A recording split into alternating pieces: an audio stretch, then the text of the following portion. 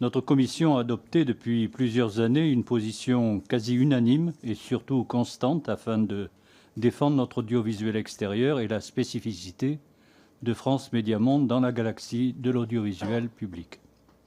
C'est d'ailleurs cette constance et cette unanimité qui nous a permis, de haute lutte dans le sillage du président Bourlange, d'écarter en juin dernier une filialisation et une holdigisation qui aurait pratiquement sonné le glas de l'avenir d'un audiovisuel extérieur ambitieux, reconnu et respecté.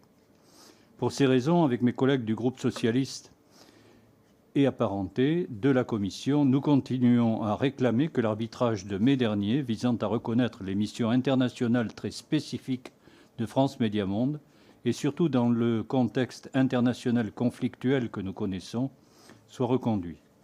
Ainsi, France Médias Monde doit rester en dehors de la réforme de la structure envisagée pour l'audiovisuel public par cette proposition de loi sénatoriale. Plus globalement, nous sommes circonspects sur l'utilité d'un tel texte qui risque de mettre à mal l'indépendance des rédactions.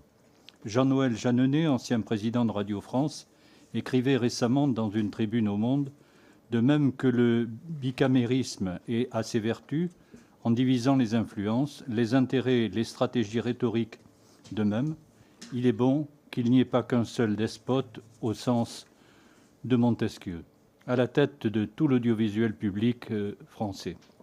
Le pluralisme et les diversités actuelles de l'audiovisuel public sont précieux, garantissent une information fiable, vérifiée, intègre. La multiplicité des structures et la pluralité des antennes protègent de fait l'indépendance.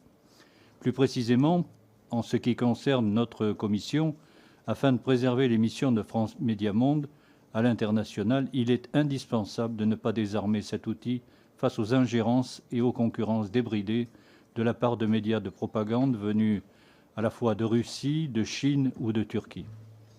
L'enjeu pour France Médias Monde est au contraire de conforter ses moyens et ses missions. Le projet de holding exécutive ne vise que des enjeux nationaux. Le risque est de voir passer l'international et le plurilinguisme au second plan. Selon Mme Saragosse, il n'y a aucune synergie possible avec France Télévisions ou Radio France pour accroître les offres dans des langues pourtant stratégiques comme le russe, l'arabe, le mandarin ou encore les langues sahéliennes. Et le risque est réel de voir passer l'international et le plurilinguisme comme une priorité de second plan.